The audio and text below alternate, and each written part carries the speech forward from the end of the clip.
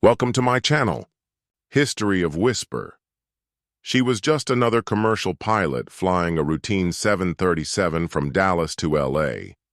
But when her distress call went out using a call sign that hadn't been heard in 20 years, two F-22 Raptor pilots nearly fell out of the sky, Ghost Rider requesting emergency escort. The voice was female young impossible because Ghost Rider had died in combat 2 decades ago. Before you dive into this story, tell me which country are you from? Comment below. Subscribe now because tomorrow I'm dropping the best story yet. You don't want to miss it. Captain Sarah Mitchell adjusted her headset as she guided the Boeing 737 through the early morning sky at 37,000 ft. 28 years old, she was one of the youngest captains flying for Southwest Airlines, a fact that still earned her double takes from passengers and occasional skepticism from older crew members. Her first officer today was Tom Bradley, a veteran with silver hair and 15,000 flight hours who had initially been less than thrilled to fly under a captain young enough to be his daughter. "Weather looks good all the way to LAX, Tom said, scanning the instruments with the casual efficiency of someone who had done this 10,000 times before. "Should be a smooth ride," Sarah nodded, her eyes moving across the flight displays with practiced precision. She had worked incredibly hard to get here, earning her commercial license at 19, building hours as a flight instructor, working her way through regional airlines, and finally landing her dream job with a major carrier. Every flight was a reminder that she had made it, that all the sacrifices had been worth it. What Toman the passengers didn't know was that Sarah had grown up differently than most pilots. Her father, Colonel James Ghost Rider Mitchell, had been a legendary F-15 fighter pilot, an ace who had flown combat missions in 2 wars and trained an entire generation of fighter pilots at Top Gun. His call sign had become famous in military aviation circles, representing excellence, courage, and an almost supernatural ability to handle any situation in the air. Then, 20 years ago, during a routine training exercise over the Nevada desert, his aircraft had suffered a catastrophic mechanical failure. Colonel Mitchell had stayed with his dying plane long enough to steer it away from a populated area before ejecting, but something went wrong with the ejection sequence. He didn't survive. Sarah had been 8 years old. She kept a photo of him in her flight bag wearing his flight suit, standing in front of his F-15, the Ghost Rider insignia visible on the fuselage. She had never told anyone at the airline about her father, preferring to build her career on her own merits rather than trading on his legacy. But she carried his lessons with her every day, his voice in her head teaching her about situational awareness, decision-making under pressure, and the absolute necessity of staying calm when everything went wrong. Southwest 2847, this is Los Angeles Center. The air traffic controller's voice crackled through her headset. "We're showing weather developing along your route. Advise you, deviate right. Heading 270, roger. Center Southwest 2847, turning right to 270. Sarah responded, banking the aircraft smoothly. Behind her in the cabin, 132 passengers barely noticed the gentle turn. Most absorbed in their phones, books were trying to catch some sleep on the early morning flight. That's when everything changed. The first indication was a shudder that ran through the airframe. Subtle, but wrong. Sarah's hand instinctively went to the throttles as her eyes scanned the instruments. Engine pressure readings were fluctuating on engine number 1. Before she could say anything, a master caution light illuminated. "Engine 1 showing abnormal readings," Tom said, his casual tone gone, replaced by focused professionalism. Pressures dropping, temperature rising. Sarah's training kicked in immediately. "Engine fire checklist, standby." But before she could reach for the checklist, a loud bang resonated through the aircraft. The plane yawed hard to the left as Engine 1's failure became catastrophic. Passengers screamed as overhead bins popped open and the aircraft shook violently. "Engine fire number 1, Tom called out. "We've got flames." Sarah fought the controls, her hands steady despite her racing heart. Engine 1 fire handle pull. Tom pulled the T-shaped handle, cutting fuel and hydraulics to the failing engine and discharging the first fire suppression bottle. But the fire warning didn't extinguish. "Fire's not out," Tom said, tension creeping into his voice, discharging second bottle. He rotated the handle and pressed again. The fire warning persisted. Then things got worse. Much worse. "We're losing hydraulic pressure," Sarah said, her voice calm but urgent. "System A is gone. System B is fluctuating." Shay glanced at the flight controls, feeling them becoming heavy, less responsive. The shrapnel from the engine failure must have damaged the hydraulic lines running along the wing route. "Southwest 2847, Los Angeles Center, we're showing your transponder code for emergency. State your intentions." Sarah keyed Hermic. "Center Southwest 2847. We've had an uncontained engine failure on number 1 with fire that won't suppress. We're losing hydraulics and need immediate vectors to nearest suitable airport. Declaring emergency." "Roger, 2847. Closest airport is Edwards Air Force Base, 40 miles west of your position. I'm contacting them now for emergency clearance. Squawk, 7700.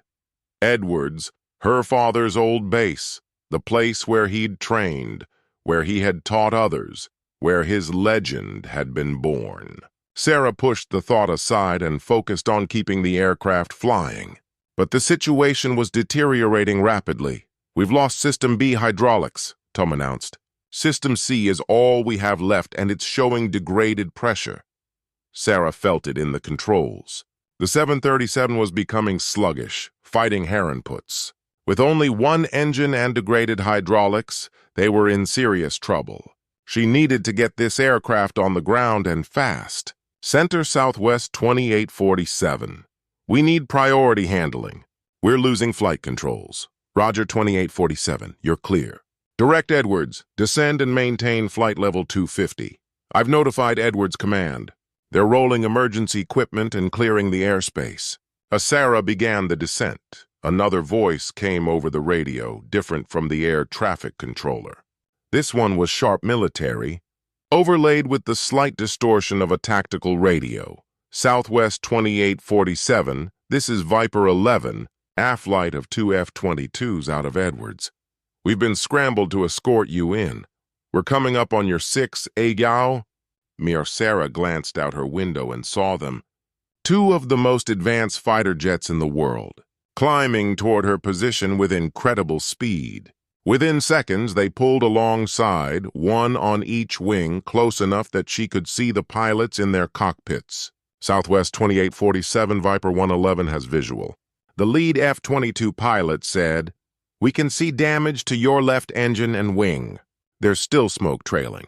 "How's your controllability degraded and getting worse?" Sarah replied, "I've got limited hydraulics and I'm basically steering this thing with one engine and prayers." "Copy that.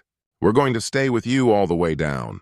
Edwards has rolled every piece of emergency equipment on base. You've got 16,000 FT of runway waiting for you." Sarah fought the controls as the aircraft descended. The automation was failing, forcing her to handle the crippled Boeing with degrading hydraulics. Every input required more force, and the aircraft's response was delayed and imprecise. Beside her, Tom worked through emergency checklists, shutting down non-essential systems to preserve what little hydraulic pressure remained. "Southwest 2847, Edwards Tower. You're cleared to land any runway. Winds are calm. Emergency equipment is standing by." "Roger, Edwards," Sarah said, her voice strained as she wrestled with the controls. The runway was in sight now, but she was coming in too fast and too high with limited ability to adjust her approach.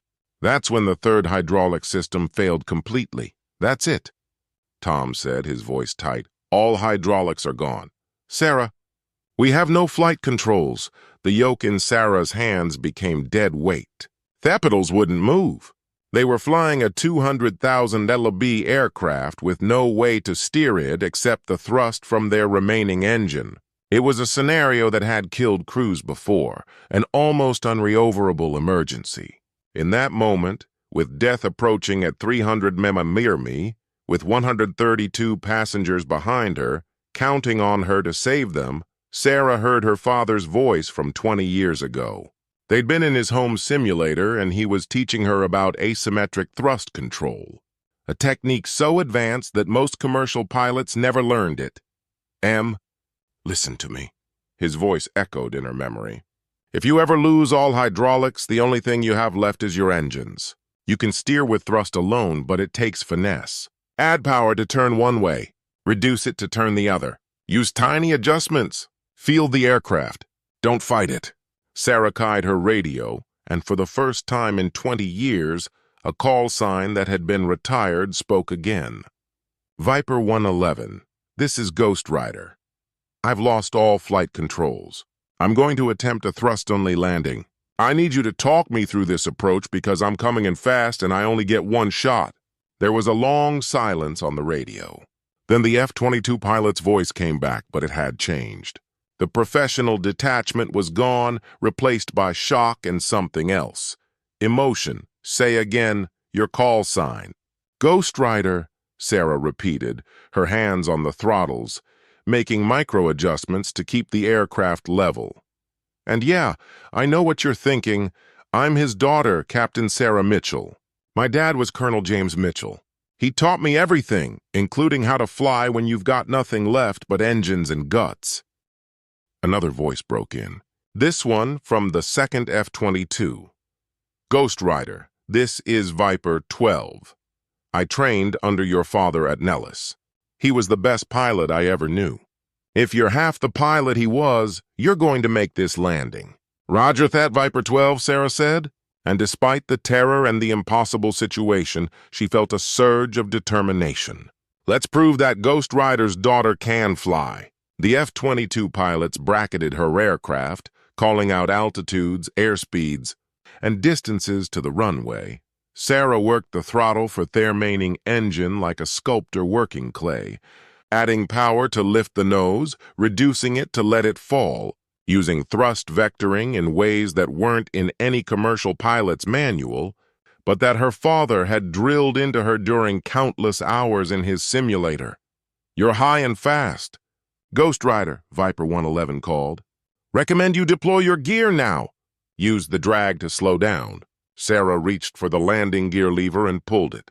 The gear dropped with mechanical thunder, creating massive drag that pulled the nose down sharply. She countered with a burst of power, finding the delicate balance. Three me out, Viper 12 called. You're on glide path. Airspeed 190 knots. That's fast, but you're lined up. The runway filled her windscreen.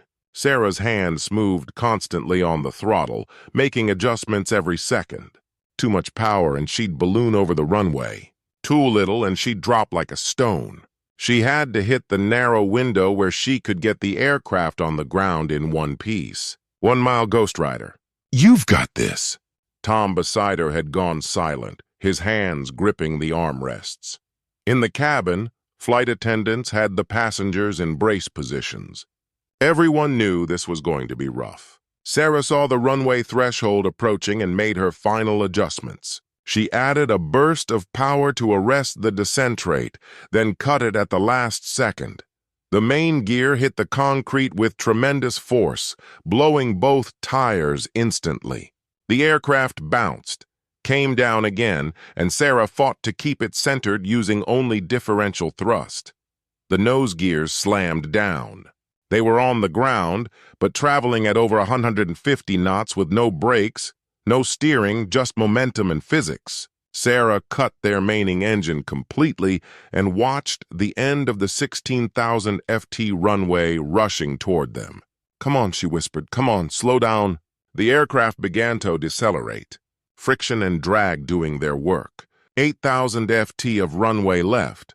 1,000, 4,000, 2,000. The end of the runway was approaching fast, but they were slowing. 1,000, 5,500. The Boeing 737 rolled to a stop with less than 300 FTOF runway remaining. For a moment, there was complete silence in the cockpit. Then Tom let out a shaky laugh. That was impossible. Sarah's hands were shaking as she set the parking brake. That didn't work. Nothing's impossible. My dad taught me that. The emergency slides deployed and the evacuation began. Incredibly, not a single person was seriously injured. Bumps, bruises, and the psychological trauma of thinking they were going to die, but everyone walked away. As Sarah climbed down from the cockpit, the two F-22 pilots were waiting on the tarmac, having landed right behind her.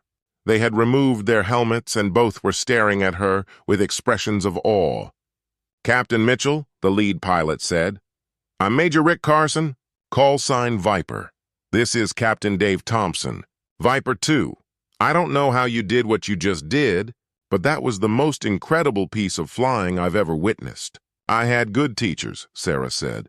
Then her legs gave out as the adrenaline drained away. The pilots caught her and she found herself crying and laughing at the same time. Captain Thompson's eyes were wet too. "Your father saved my life once during a training accident. I was in A-flat spin about to eject and he talked me through the recovery. He said, 'Trust your training, trust your bird, and trust yourself.' I never forgot that. You just did the same thing for 132 people." Word spread quickly through Edwards Air Force Base. By the time Sarah was cleared by medical, a crowd had gathered.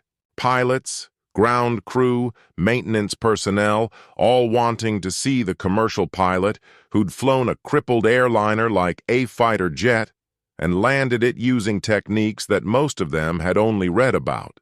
A senior officer approached, a full colonel with silver eagles on his shoulders and more ribbons on his chest than Sarah could count. "Captain Mitchell, I'm Colonel Vincent Drake, base commander. I flew with your father. He was my wingman and the best friend I ever had." Sarah stood up straighter. "Sir, your father would be incredibly proud of you," Drake said, and his voice cracked slightly. "Hell, I'm proud of you and I just met you. What you did today, that wasn't just good flying. That was legendary flying. You upheld the Ghost Rider legacy." Over the next several hours, as investigators examined the aircraft and interviewed the crew, the full scope of what Sarah had accomplished became clear. The uncontained engine failure had sent turbine blades through the wing, severing all three hydraulic systems, something that had multiple redundancies specifically to prevent. She had been left with an aircraft that was barely controllable. And through a combination of skill, knowledge, and techniques learned from her fighter pilot father, she had saved every life on board. Thestery hit the news immediately. Commercial pilot uses fighter jet techniques to save airliner. Ghost Rider's daughter rises again. The coverage was massive, and Sarah found herself thrust into a spotlight she had never wanted. But something else happened too. The military aviation community, which rarely paid attention to commercial aviation, took notice.